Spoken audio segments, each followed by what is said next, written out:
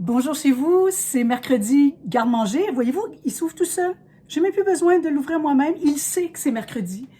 Et aujourd'hui, j'ai pensé à une recette à partir d'un ingrédient que vous avez probablement à peu près tous dans le vôtre à la maison, de la chapelure. Et comme c'est la semaine de relâche et qu'il y a des petites mains qui auraient peut-être envie de faire des petites boulettes, je vous propose ma recette de mini boulettes asiatiques. Et tant qu'à être ici, on va aussi avoir besoin de sauce soya et d'huile de sésame grillée. Suivez-moi. Vous êtes toujours là? Formidable. Parce que la recette que je vous propose aujourd'hui, c'est quelque chose d'universel. Tout le monde aime les petites boulettes. Voilà ce que ça va donner au final.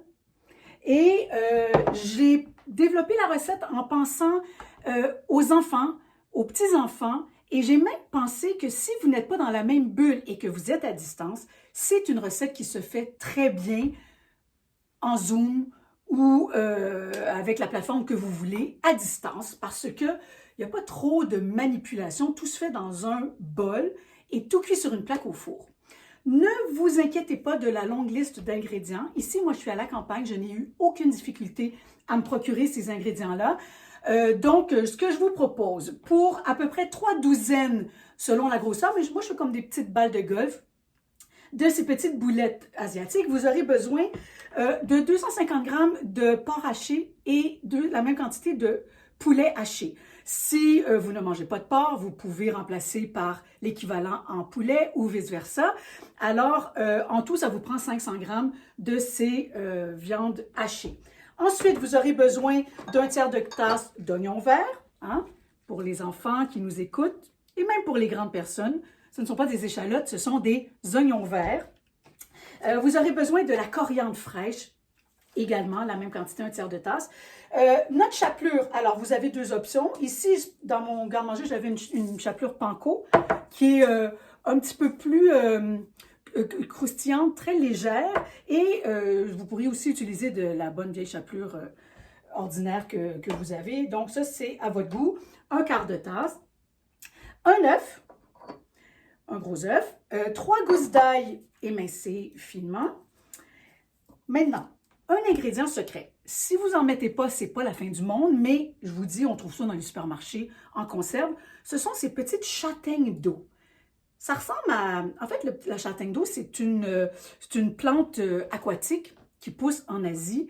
Et dans le bulbe, on enlève l'écorce, etc. Et on obtient ces petites choses. Ça ressemble à des, je sais pas, des petits radis. C'est croquant, ça goûte pas grand-chose, mais il y a un petit goût de châtaigne, effectivement. Et c'est ce qui va nous donner de la texture dans notre boulette, parce que ça n'a pas beaucoup de goût, mais ça donne un petit croquant sous la dent qui est vraiment très, très agréable. Donc, comme je vous dis, ça se trouve en conserve. J'en ai mis à peu près un quart de tasse, à peu près 8 petites, attendez, je vous les montre, voilà, petites châtaignes d'eau. On trouve ça dans toutes les épiceries, pas besoin d'aller faire des détours. Ensuite, bon, le gingembre. Et ça, c'est merveilleux parce que les enfants, c'est comme une drôle de forme un peu étrange et c'est extrêmement aromatique. C'est piquant, mais c'est pas le même piquant que les piments. C'est vraiment, ça va embaumer la cuisine. C'est très chouette et c'est indispensable. 2 cuillères à soupe de gingembre frais râpé. Et ensuite, pour terminer, une petite cuillerée de sauce soya et une cuillère à soupe d'huile de sésame grillée. C'est très important de griller parce que ça a beaucoup de caractère et il faut y aller avec parcimonie parce que ça peut gâcher la recette. Cette sauce soya que j'ai, moi, je l'aime pas vraiment parce que je la trouve beaucoup trop salée. Si vous le pouvez, achetez la sauce soya à teneur réduite en sel. C'est bien assez salé et vous remarquerez que je n'ajouterai pas de sel dans ma recette parce que ça fait amplement le travail. Et encore pour un petit kick, c'est le temps des agrumes. Vous avez certainement une orange à la maison. Vous allez prélever seulement le zeste, d'accord? Maintenant, j'ai pris un peu d'avance parce que je suis toute seule, hein, que je n'ai pas de brigade en cuisine comme les grands chefs. Donc, mais vous n'avez pas de brigade non plus à la maison, donc c'est parfait. Sur une une grande plaque comme ça, vous allez mettre un papier parchemin. À ne pas confondre, s'il y a des enfants qui font la recette, avec du papier ciré. Parce que le papier ciré, il va fondre à la chaleur, puis il peut même prendre en feu. Donc, ça prend vraiment un papier sulfurisé ou un papier parchemin. Et tous ces ingrédients-là, vous allez les mélanger dans un grand bol. Moi, j'ai pris de l'avance, comme je vous disais, ça c'est ce qui me reste parce que j'ai déjà une première cuisson en chemin. Mais ça va vous donner vraiment une espèce de pâte à modeler comestible asiatique. Vous pouvez le faire avec une spatule assez ferme, à la cuillère de bois ou encore mieux, attendez, avec les mains. Parce qu'il n'y a rien qui bat les outils parfaits qu'on a ici. On a 10 doigts et c'est merveilleux pour vraiment incorporer tous ces ingrédients-là pour que dans chaque boulette, il y a un petit peu de tout. OK? Bon, comment on fait pour savoir que c'est prêt, que c'est bien mélangé? Ben, le vert est un peu partout, le zeste d'orange est un peu partout, puis nos petits morceaux de châtaigne d'eau sont aussi là. Et là, donc, tout simplement, là, c'est pas rien de compliqué. Vous façonnez des petites boulettes, voyez-vous là? Ici, on voit ma petite châtaigne, le petit morceau qui est là, qui va donner un petit croustillant. On voit les oignons verts, on voit la coriandre, toutes des choses qu'on aime. Maintenant, vous n'aimez pas la coriandre, vous n'en mettez pas. Hein, c'est pas plus grave que ça. Vous êtes allergique au sésame, vous n'en mettez pas non plus. Vous remplacez par une huile neutre, comme une huile de canola. Et vous façonnez les petites boulettes. Ça, c'est la partie le fun aussi. Vous allumez le four préchauffé à 450 degrés, puisqu'on ne va pas faire revenir à la poêle avant. Alors, on veut un four bien chaud. Et je continue. Je vous retrouve 15 minutes après que ce soit enfourné à 450. Nos petites boulettes vont être prêtes. Mais là, il va rester une dernière petite étape pour leur donner encore plus de saveur, pour les laquer et pour faire une très jolie décoration très appétissante. Juste vous dire ici que s'il y a un inspecteur boulette chez vous, comme la maman de mon amie Patricia, probablement qu'elle rejetterait cette boulette-ci beaucoup trop petite et que celle-ci est beaucoup trop grosse et ça ne passerait pas le test. Alors, inspecteur boulette, inquiétez-vous pas, on va remédier à la situation et voilà, on peut maintenant enfourner. Les boulettes sont au four, ça sent super bon, 15 minutes à 450.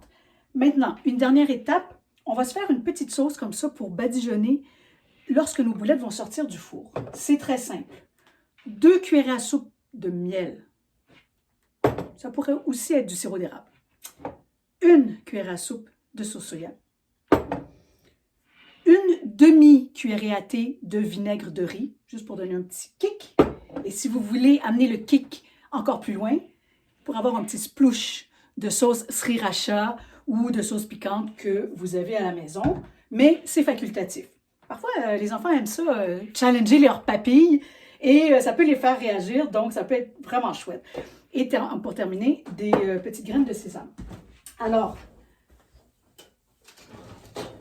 voilà une batch de boulettes terminée. C'est ce que ça donne. Et là, dès que ça sort du four, ça c'est le fun à faire aussi avec les enfants, un petit pinceau. Et là, j'en fais quelques-unes à la fois parce que je veux tout de suite verser mes graines de sésame pour qu'elles collent. Voilà. Moi, j'adore les graines de sésame. Je pense que j'en mettrai partout.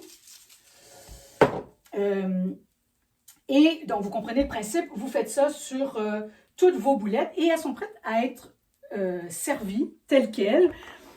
Ça pourrait être aussi dans une soupe, dans un bouillon. Ça pourrait être sur des nouilles de riz. Ça pourrait être de mille et une façons. Mais là, les enfants, ce qui est vraiment le fun, c'est le temps de sortir plein de petites vaisselles.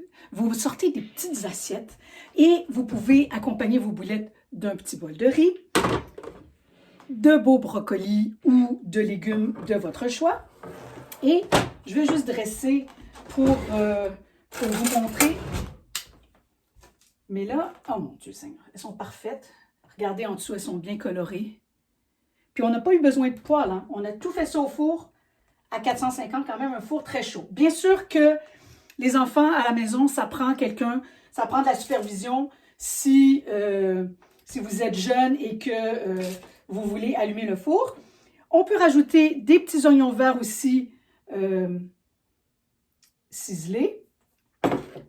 Remettre un petit peu de notre sauce dans le plus petit plat que vous pouvez trouver de la maison.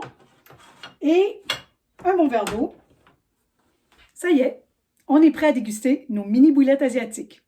Allez, bonne relâche! Il vous reste encore plein de jours pour vous amuser.